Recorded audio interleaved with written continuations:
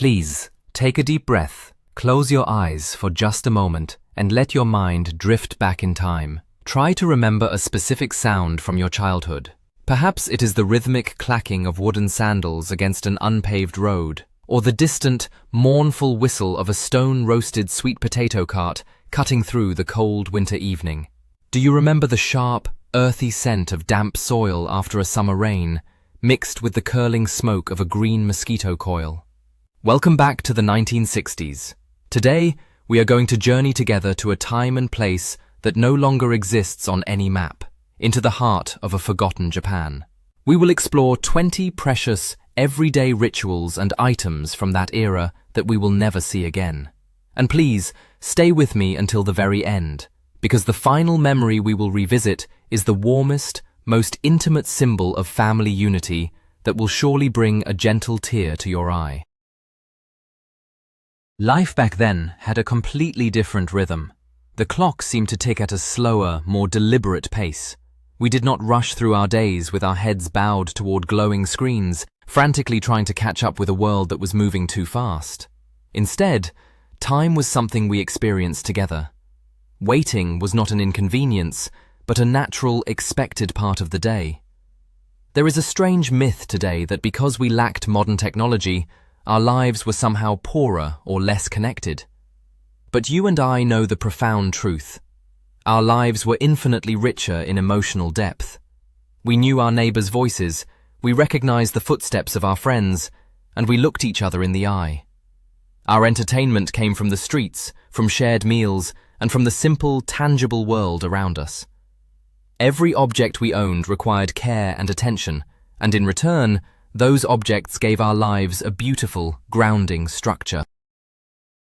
It was an era of genuine sincerity, where the small, everyday interactions formed a beautiful tapestry of human connection. Let us travel back to a dusty street corner in the mid-1960s. Do you remember the sharp, commanding clack of the wooden blocks, the furoshiki, slicing through the humid afternoon air? It was the unmistakable signal that the kamishibai man had arrived. We would drop whatever we were doing, abandoning our games of tag, and run toward his bicycle.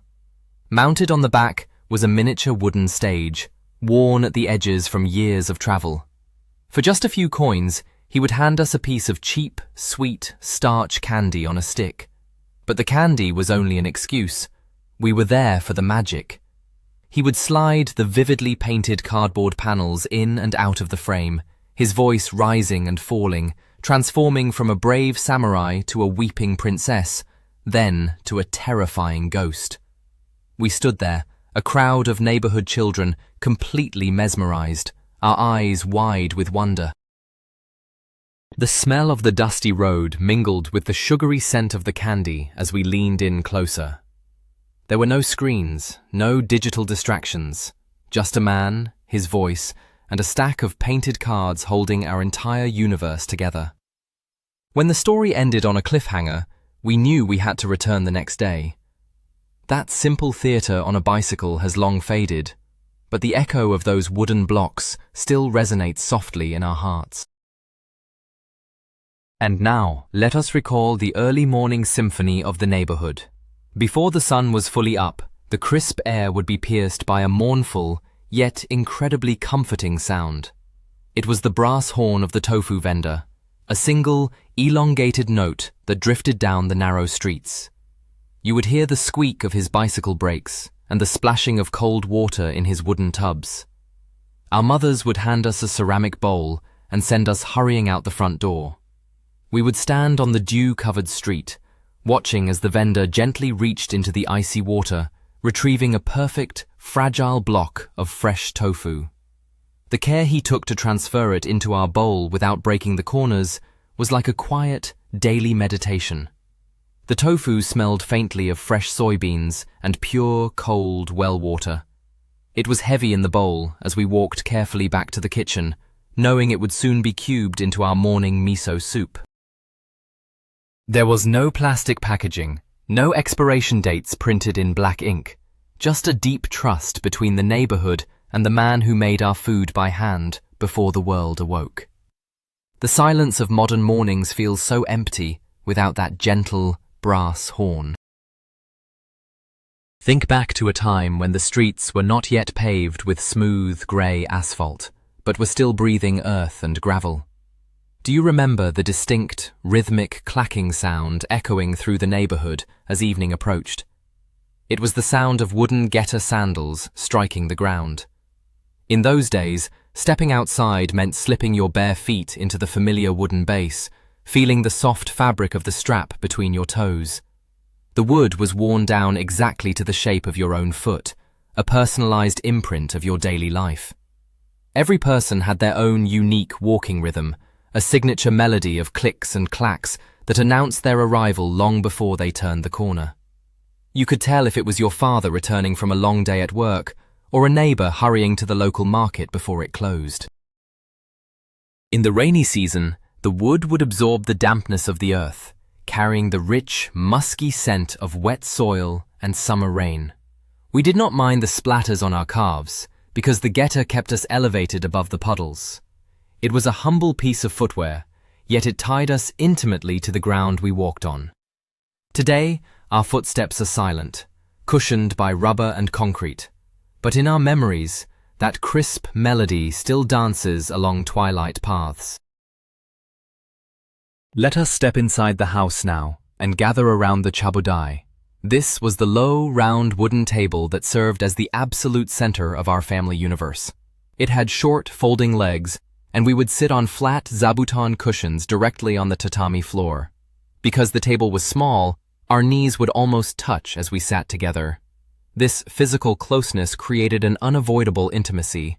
There was a specific seating order, an unspoken hierarchy that anchored the family dynamic. We would smell the steam rising from the bowls of white rice, the salty tang of grilled fish, and the rich aroma of fermented miso. We shared our days, our laughter, and our quiet moments in that tight circle. And when the meal was finished, the ritual continued. We would wipe the wooden surface clean, fold the stout wooden legs underneath, and roll the table into the corner of the room. The dining room instantly transformed into a living room, or a bedroom as we laid out the heavy futons for the night. The chabudai was not just a piece of furniture, it was a living, breathing participant in our daily lives, teaching us how to share space, how to yield to one another, and how to find boundless joy in a very small, humble room. Do you remember the journey to the Sento, the neighborhood public bathhouse? It was a nightly pilgrimage.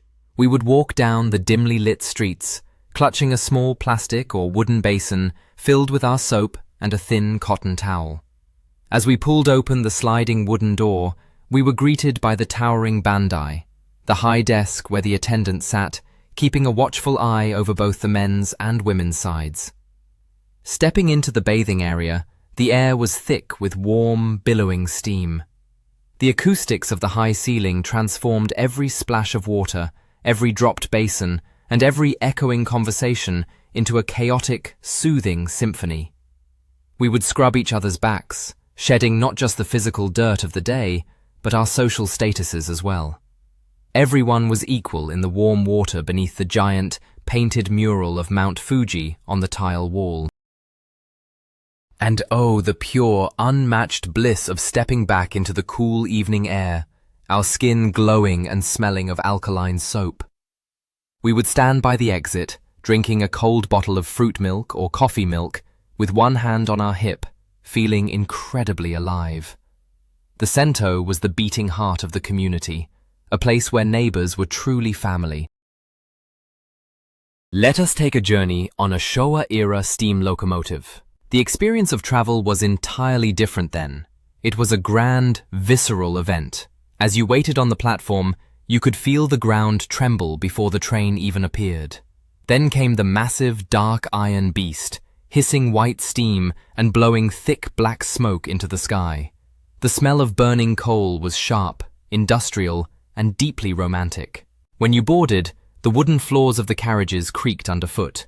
We would open the heavy windows to let the breeze in, completely unaware that we would soon be covered in a fine layer of black soot from the engine.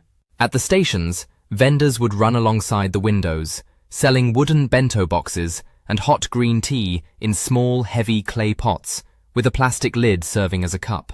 Eating the ekiben while watching the lush green countryside roll by was a profound joy.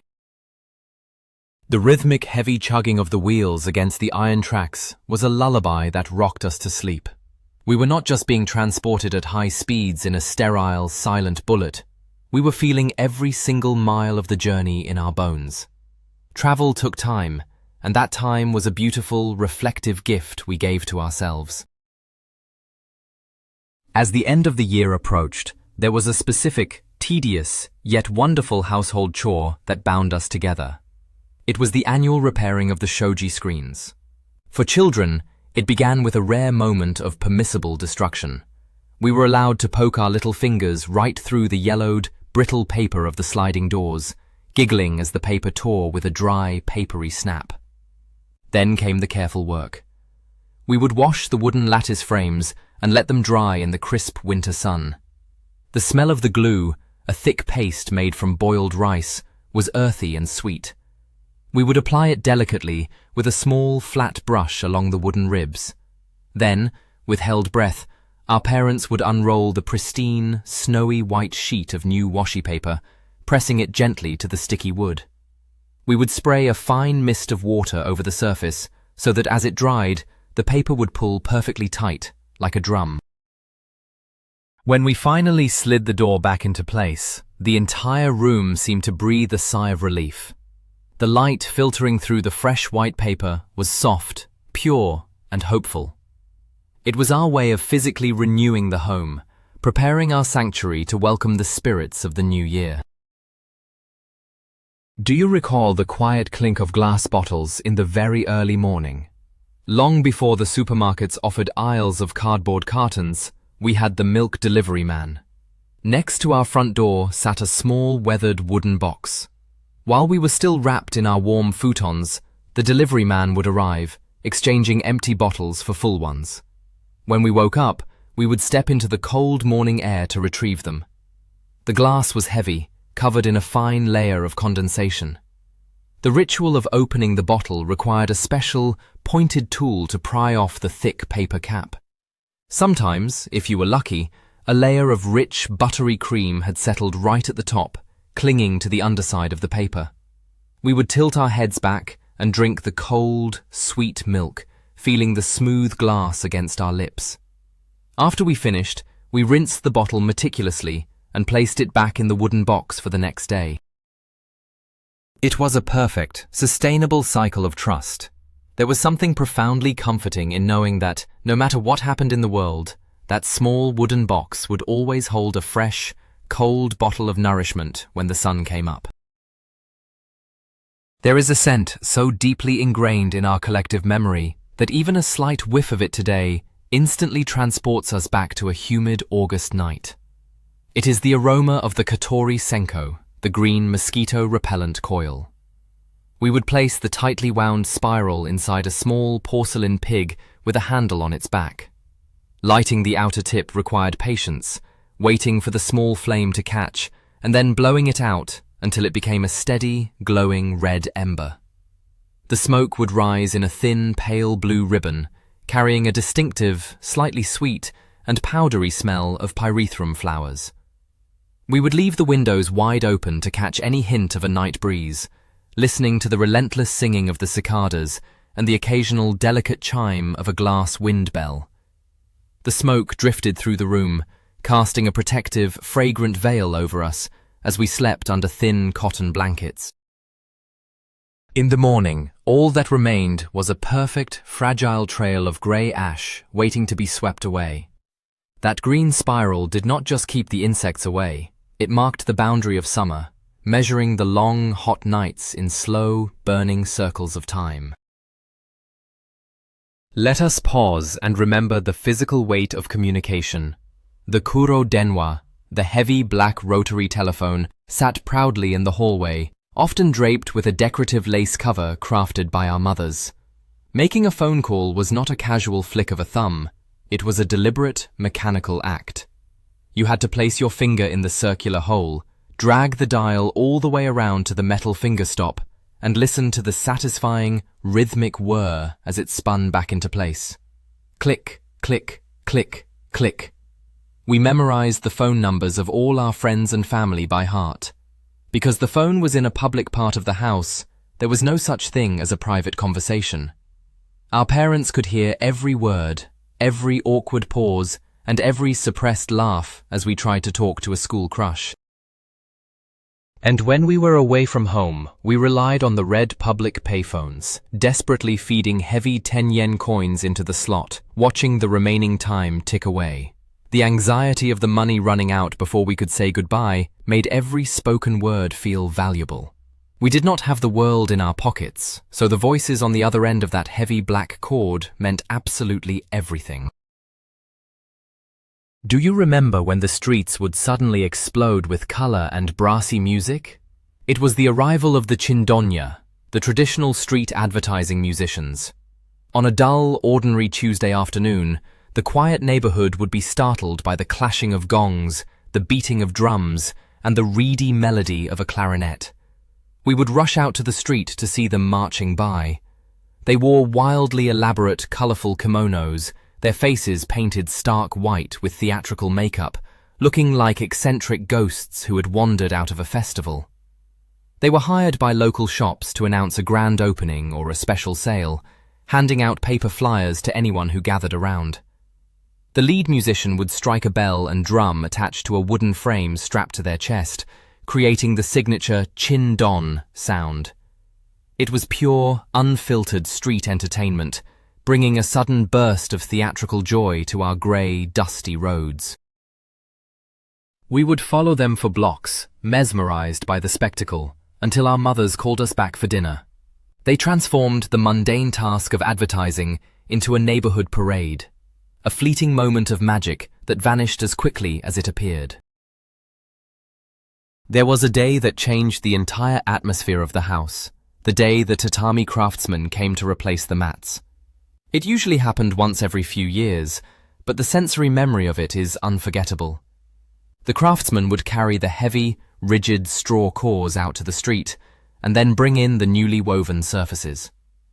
The moment they laid the new mats down, the house was overwhelmed by the sharp, incredibly fresh and grassy scent of new igusa, the natural rush grass. The color was a vibrant pale green, completely different from the golden, sun-bleached brown of the old mats. Walking on them barefoot for the first time was a revelation. The weave was tight, slightly rough, and cool against the soles of our feet. The edges were bound in crisp, beautifully patterned fabric. The new tatami completely brightened the room, reflecting the sunlight in a way that made the space feel larger and cleaner. Over the years, we would watch the green slowly fade, tracking the passage of time through the changing color of our floors. The smell of fresh tatami was the smell of a new beginning, a deeply grounding aroma that connected our indoor lives to the vast fields of nature. Let us return to the dirt lots and narrow alleys where we spent our afternoons. Do you remember the heavy metallic clash of the begoma? These were the small cast-iron spinning tops that ruled our childhood. They were not toys you could simply switch on. They required absolute dedication and tactile skill to master. We would meticulously wrap a thin, damp cotton string around the grooved body of the heavy iron top, pulling it tight. A canvas sheet would be stretched tightly over a barrel or a bucket to create the arena.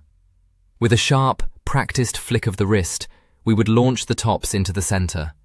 The sound of two iron bodies colliding violently at high speed was thrilling.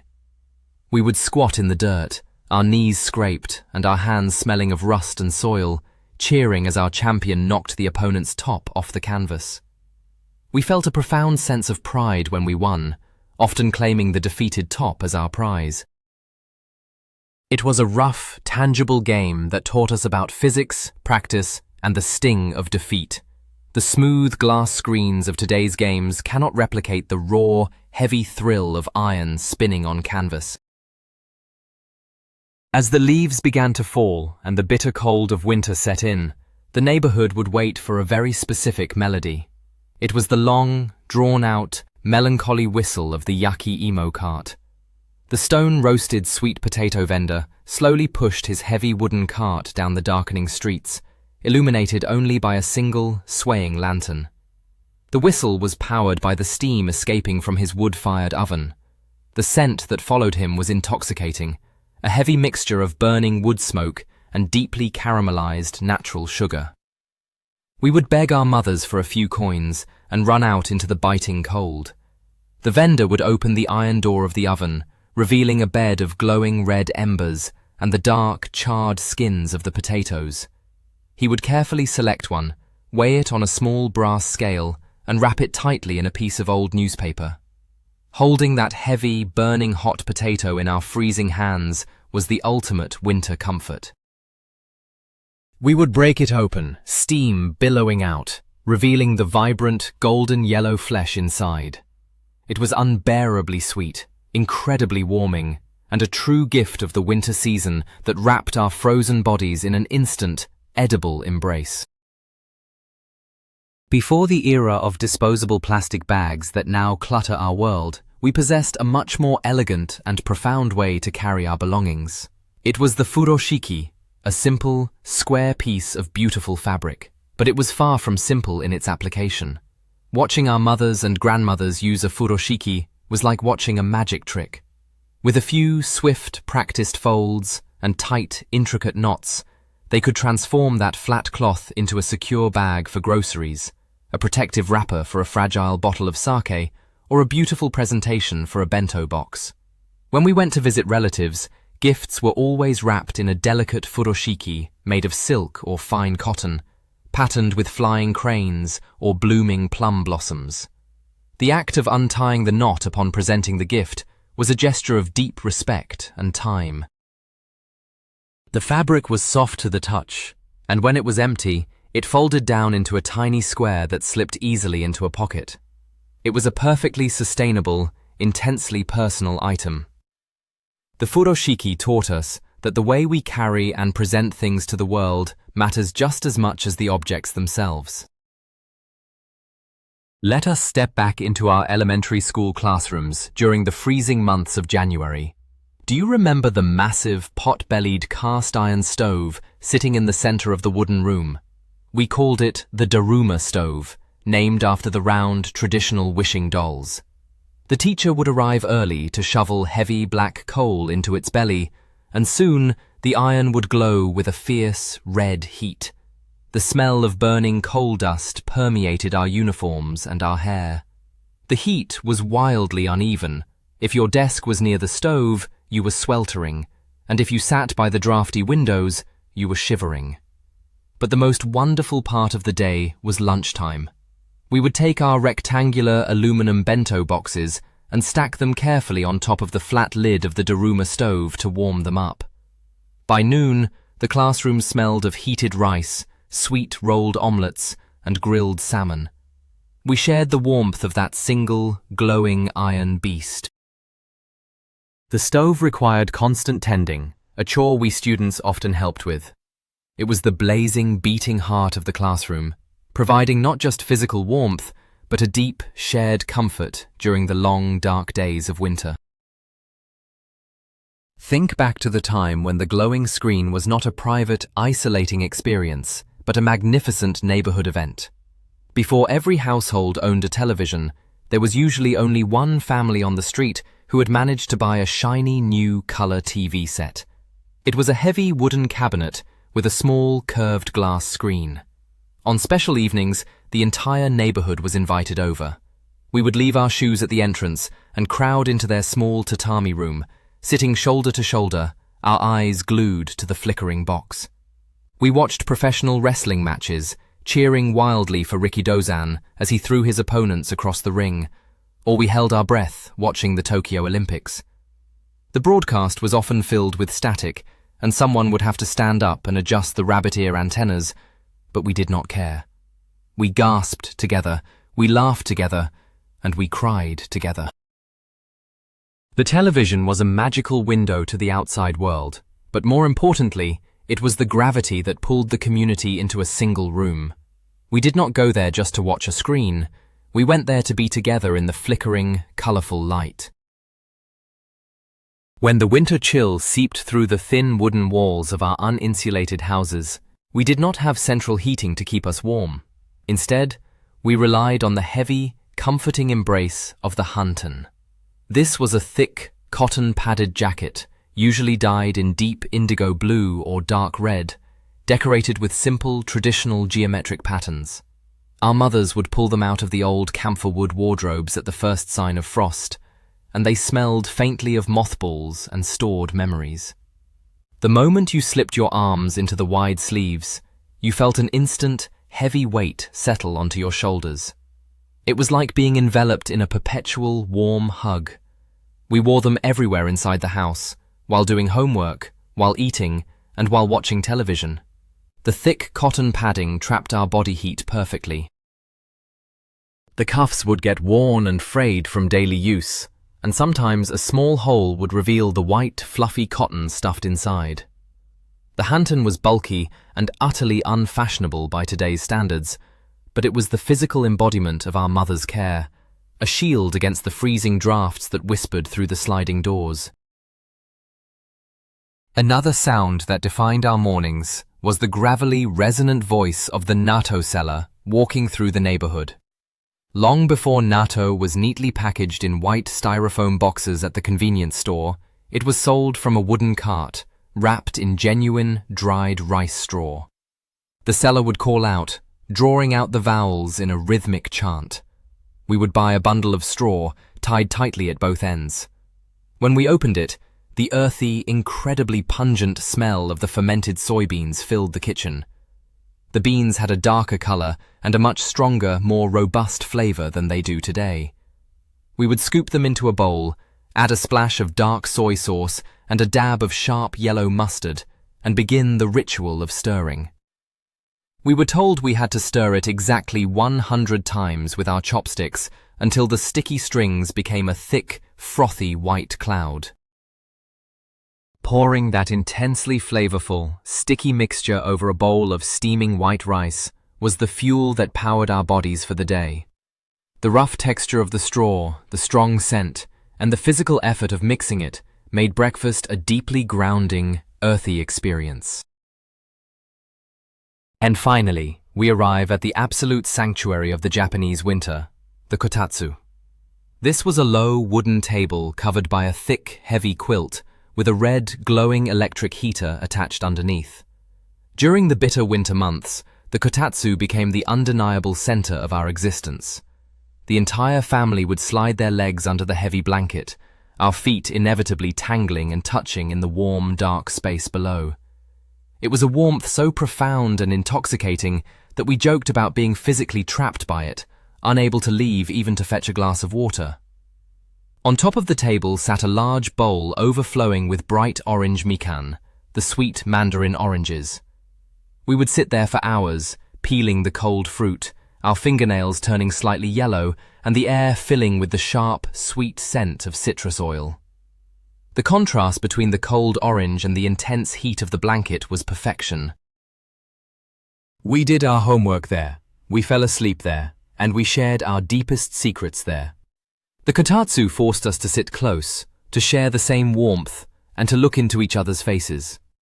It was the ultimate, physical manifestation of family love. When we look back at these 20 forgotten things, we realize a profound truth. We do not just miss the objects themselves, we miss the slow, deliberate pace of the 1960s. We miss the rich, physical textures of our childhood, the smells of the earth and the wood, and most importantly, we miss the people we shared those moments with. We miss the deep, unbreakable bonds of our families and our neighborhoods, forged around a low wooden table or a glowing cast-iron stove. Those days may be gone, but the warmth of those memories will live in our hearts forever. If this journey brought a smile to your face or a tear to your eye, please subscribe to our channel and leave a like to help keep these precious memories alive. Now, I want to ask you, which of these forgotten rituals made you miss your childhood the most? Or do you have a special memory of your own from those days? Please pour a hot cup of tea and share your beautiful stories in the comments below. We are all friends here, waiting to hear your voice.